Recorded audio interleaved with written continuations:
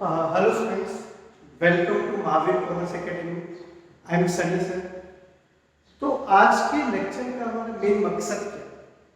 Final accounts. ये chapter तो सबने सुना ही होगा।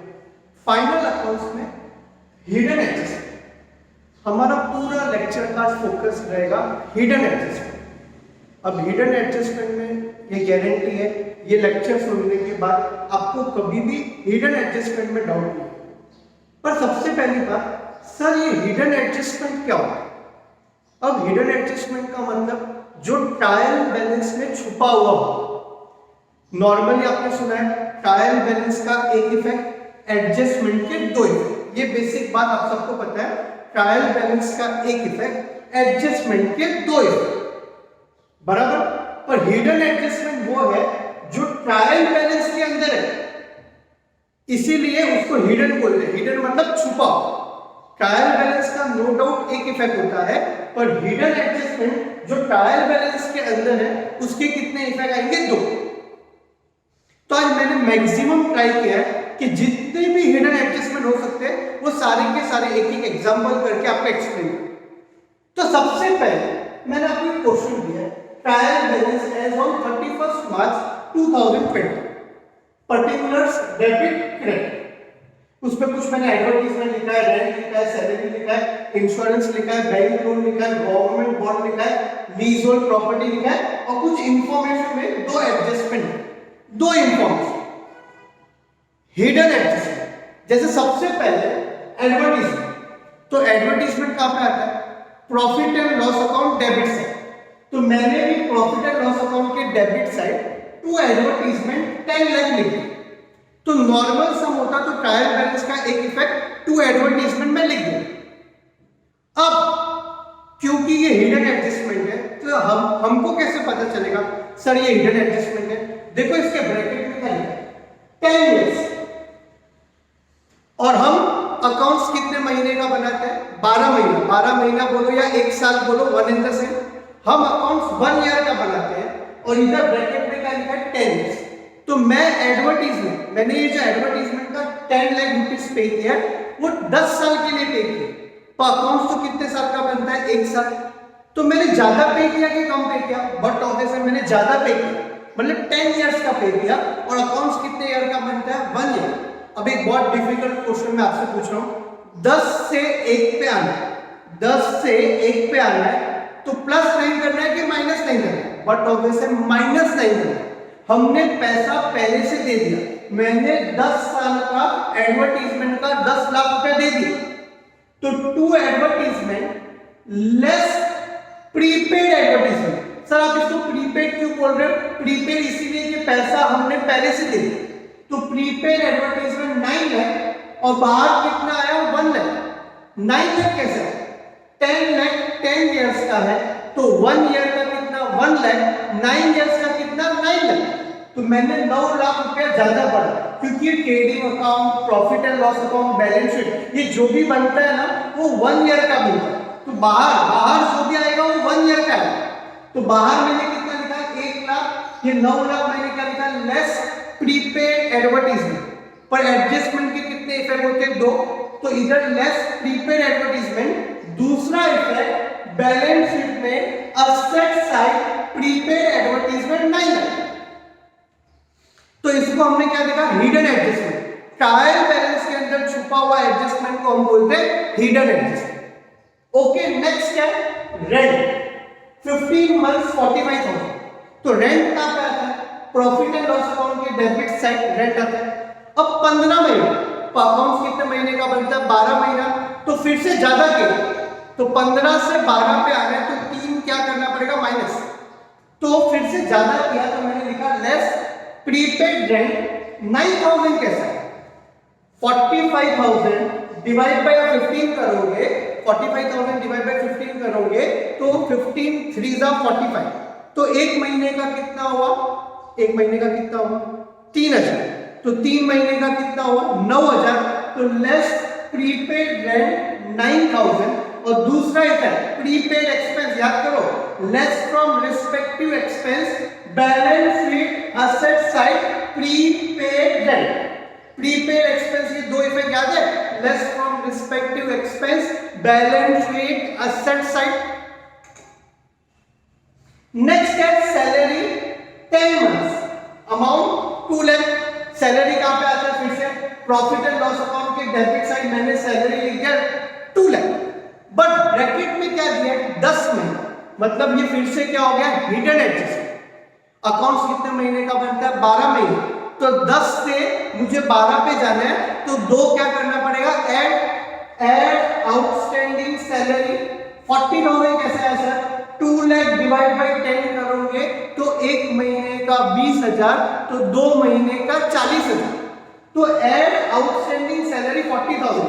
बाहर कितना है? 2,40,000। क्यों?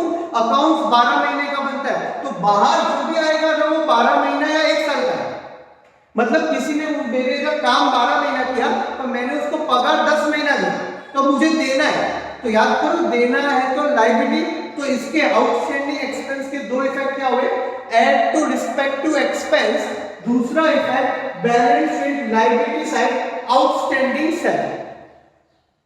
तो ये पहले 3 पॉइंट में हमने प्रीपेड एक्सपेंस भी कवर कर दिया, हमने आउटस्टैंडिंग एक्सपेंस भी कवर किया।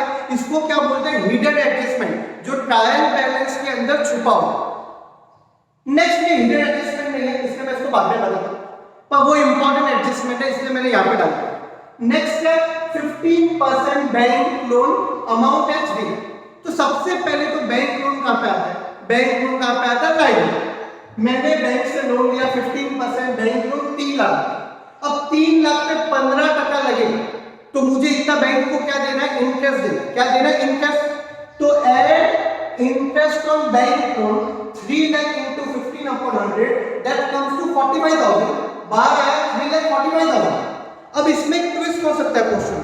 समझो अगर ये ब्रैकेट में 15% बैंक लोन के ब्रैकेट में डेट दिया है 1 अक्टूबर 2019, मतलब मैंने बैंक लोन लिया 1 अक्टूबर 2019 को, तो अक्टूबर, नवंबर, दिसंबर, जैन, फेब, मार्च, तो इंटरेस्ट कितने महीने का आता? 6 महीने। पर क्योंकि कुछ भी नहीं बोला, कुछ भी बोला नहीं है, तो 12 महीने का इंटरेस्ट 3 लाख पे 15%, 3 lakh into 15/100 that comes to 45,000। But 3 lakh रुपए बैंक लोन था, उस पर 45,000 इंटरेस्ट आया, तो मुझे बैंक को पैसा कितना देना है? 3,45,000। पर एडजस्टमेंट के कितने इफेक्ट होते हैं? 2। तो interest on bank loan add to bank loan profit and loss account debit side to interest on bank loan. Sir profit and loss account की डेबिट साइड क्यों आया? Debit on expenses and losses. वैसे ही उल्टा सोचो। Next 10% government bonds बोलो, 10% investment बोलो। मतलब मैंने गवर्नमेंट बॉन्ड में पैसा इन्वेस्ट किया, एक तरह का फिक्स डिपॉजिट। तो फिक्स डिपॉजिट कहां पे आएगा? असेट में आएगा।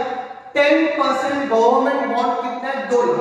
वो 2 लाख पे मुझे 10% इंटरेस्ट मिलेगा, तो 2 lakh into 10/100 that comes to almost 20,000। तो बाहर कितना आ गया? 2,20,000। इसमें भी फिर से मैं आपको बोलूंगा डेट, अगर 1 अक्टूबर लिया है तो कितना आएगा? 6 महीने। सबको समझना है? 1 जुलाई को लिया तो कितना महीना आएगा? 9 महीना। तो कुछ नहीं बोला तो पूरे साल का। तो 2 लाख का 10% होता है 20,000। तो बाहर कितना आ गया? 2,20,000। एडजस्टमेंट के 2 इफेक्ट। तो ये 20,000 का दूसरा इफेक्ट, क्योंकि मैंने पैसा इन्वेस्ट किया है तो मेरे को इंटरेस्ट मिलेगा। वो इंटरेस्ट मेरे लिए क्या है? Income by interest on government bonds. How much? 20,000। एक इफेक्ट इधर आया, दूसरा इफेक्ट इधर आया। इंटरेस्ट ऑन गवर्नमेंट बॉन्ड का 2 एडजस्टमेंट का 2 इफेक्ट क्या हुआ?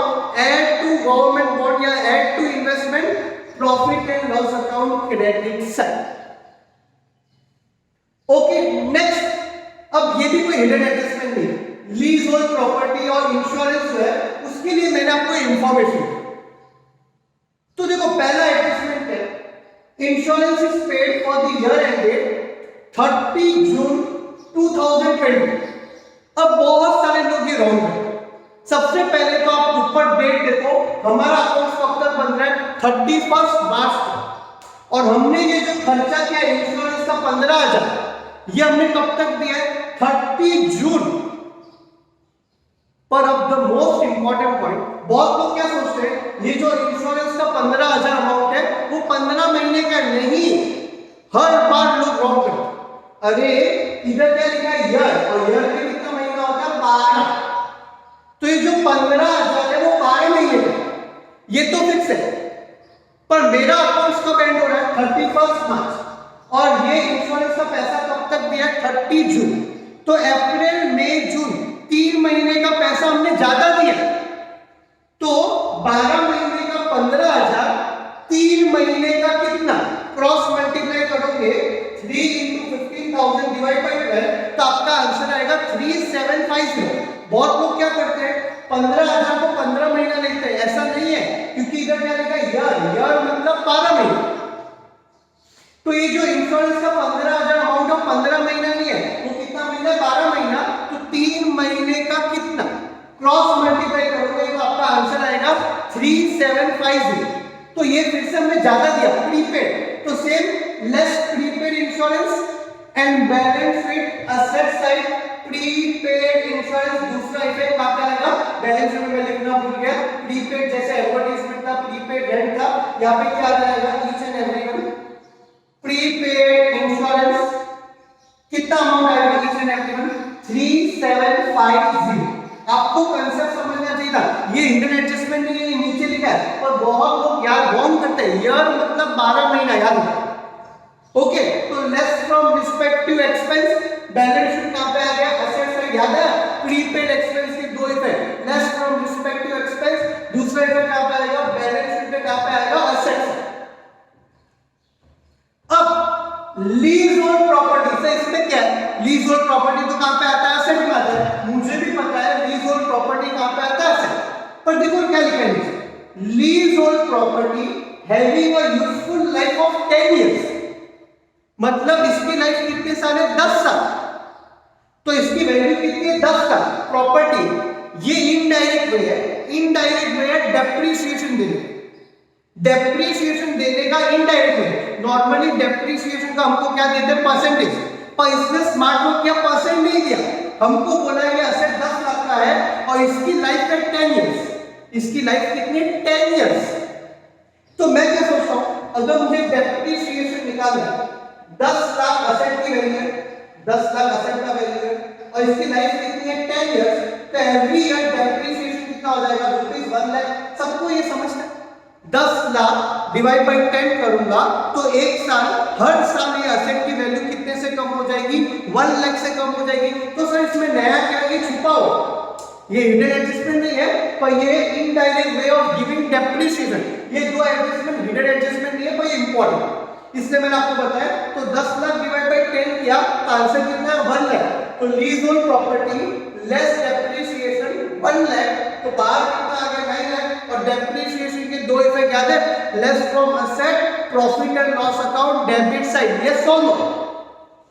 तो इधर मैंने लेस फ्रॉम असेट किया, इधर क्या लिख दिया profit and loss account debit side to depreciation of profit. Actually में नहीं, डेप्रिसिएशन का एक फार्मूला है, कॉस्ट माइनस स्क्रैप वैल्यू। तो कॉस्ट कितना था 10 लाख, स्क्रैप वैल्यू मतलब भंगार में बेच के इसको कितना पैसा मिलेगा वो अपने को दिया नहीं है, तो 0 डिवाइड बाय यूजफुल लाइफ, और यूजफुल लाइफ कितना दिया है 10 इयर्स। एक्चुअल में ये डेप्रिसिएशन का फार्मूला है, cost minus scrap value divide by useful life of the asset.